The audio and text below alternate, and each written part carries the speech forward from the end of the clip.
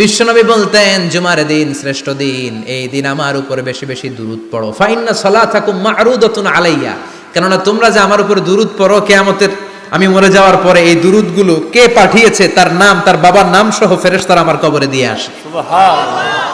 সাহাবারা বললেন, ইয়া রাসূলুল্লাহ কাইফা সালাতুনা মা'রুদাতুন আলাইক, আপনি মরে যাওয়ার পরে আমাদের দুরূদ কেমন করে আপনি দেখবেন? ওয়াকাদ আরিমতা, আপনি তো পচে গলে মাটির সাথে মিশে যাবেন। বিশ্বনবী বলেন, ইন্নাল্লাহা হাররামা আলাল আরদি আন তাকুলা আজসাদাল আম্বিয়া, নবীদের লাশকে খেয়ে ফেলা, নবীদের লাশকে পচিয়ে ফেলা জমিনের সব মাটির জন্য আল্লাহ হারাম করে দিয়েছে। নবীদের লাশ পচে না, নবীদের লাশ গলে না। যারাই বিশ্বনবীর উপর দুরূদ পড়বেন, আপনার নাম সহ, আপনার বাবার নাম সহ, মালাইকাতু সাইয়াহিন, একদল ফেরেশতা আছে শুধু রাউন্ড দেয় গোটা ওয়ার্ল্ডে। কারা বিশ্বনবীর উপর দুরূদ পড়েছে, এই দুরূদ নিয়ে, এই নাম নিয়ে বিশ্বনবীর কবরে তারা পৌঁছে দেয়। চিল্লায় পড়েন আল্লাহু আকবার। এরপরে বিশ্বনবী বলতেন, জুমার দিনে সূরাতুল কাহাফ পড়বা। কাহাফ পড়া সুন্নাহ। সূরাতুল কাহাফ পড়তে রাজি আছেন? আগামীকাল রাজি আছেন তো? 18 নম্বর সূরা, কোরআনের একেবারে মাঝখানের সূরা। আলহামদুলিল্লাহিল্লাযী আনজালা আলা আবদিহিল কিতাবা ওয়া লাম ইয়াজআল লাহু ইওয়াজা, এই আয়াত দিয়ে শুরু হয়েছে, শেষ করা হয়েছে ফামান কানা ইয়ারজু লিকা রাব্বিহি ফালইআমাল আমালান সালিহা ওয়া লা কথা কোন ওয়ালিয়াতালাত্তাফ, একটা শব্দ আছে সূরা কাহাফের মাঝখানে। কোরআনের সব জায়গায় এক ফন্টে আয়াতগুলো লেখা, কিন্তু ওয়ালিয়াতালাত্তাফ মোটা করে লেখা আছে না, ডবল ফন্টে লেখা, মোটা, কারণ এটা কোরআনের একেবারে মাঝখানে অবস্থিত এই শব্দটা ওয়ালিয়াতালাত্তাফ।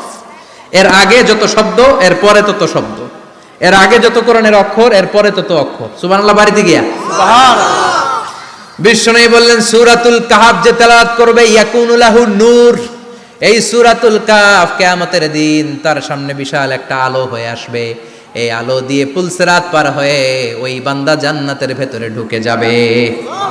আবার বিশ্বনবী বলেন, যারা সূরাতুল কাহাফের প্রথম 10 আয়াত তেলাওয়াত করবে জুমার দিন, শেষের 10 আয়াত যারা জুমার দিন তেলাওয়াত করবে, দাজ্জালের ফিতনা থেকে তাদেরকে মুক্ত রাখবে কে? আল্লাহ। সুবহানাল্লাহ পড়বেন না? সুবহানাল্লাহ। কালকে সূরাতুল কাহাফ দিয়ে সকাল শুরু করতে রাজি আছেন? সবাই রাজি? এরপর তাবকির ইলাল মসজিদ, মসজিদে আগে আগে যাওয়া সুন্নাত। আগে যিনি যাবে উনি কি পাবে? তারপরে গরু, তারপরে বকরি, তারপরে মুরগি, মুরগির পরে ডিম না আন্ডা? আন্ডা। আল মাশিউ আলাল ইকদাম, বিশ্বনবী বললেন হেঁটে হেঁটে জুমার নামাজে যাওয়া সুন্নাহ। রিকশা, হুন্ডা, সাইকেল, সিএনজি দিয়ে গেলেও হবে, কিন্তু হেঁটে হেঁটে গেলে সওয়াব বেশি না কম? প্রতি কদমে কদমে আমলনামায় সওয়াব দিয়ে দিবে কে? এরপরে বিশ্বনবী বললেন, আদামু তাখাত্তি রিকাবান নাস, মানুষের ঘাড় ডিঙ্গিয়ে সামনে না যাওয়া সুন্নাহ।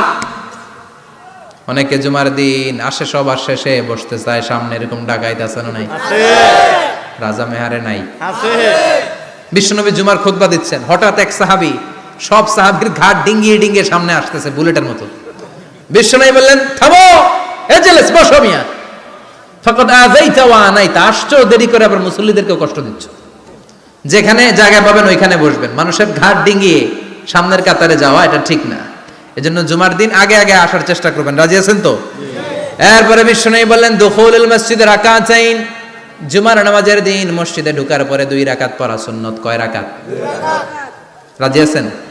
কবলাল জুমা বাদাল জুমা, অনেকে প্রশ্ন করে, বাদাল জুমা 4 রাকাত, মসজিদে পড়লে 4, ঘরে পড়লে 2, কিন্তু কবলাল জুমা সুনির্ধারিত নয়, অনির্ধারিত। মা কদ খুদ্দিরা লাক, যত আপনার তৌফিকে কুলায় 2 রাকাত করে করে 2, 4, 6 ইমাম সাহেব খুতবা দেওয়ার আগ পর্যন্ত আপনি যদি আধা ঘন্টা আগে যান আপনি 10 রাকাত পড়তে পারবেন। চিল্লায় বলেন ঠিক কিনা? এরপরে বিশ্বনবী বললেন, ইনসাত, চুপ থেকে খুতবা শুনবা। জুমার খুতবার সময় কথা বলা যাবে নাকি? কথা কম। বিশ্বনবী বললেন, তোমার সামনে কেউ কথা বলতেছে, তুমি যদি বলো চুপ করো, এটাও তুমি খারাপ কাজ করছো। চুপ করো তোমার কইতে কইছে কি? চুপ করো বলে তুমি আরেকটা বেজাল লাগাইছো। চিল্লায় বলেন ঠিক কিনা? তাহলে জুমার নামাজে কথা বলা যাবে না, কেউ কথা বললে চুপ করো, এই কথাটাও বলতে বিশ্বনবী নিষেধ করেছেন। চিল্লায় বলেন ঠিক কিনা?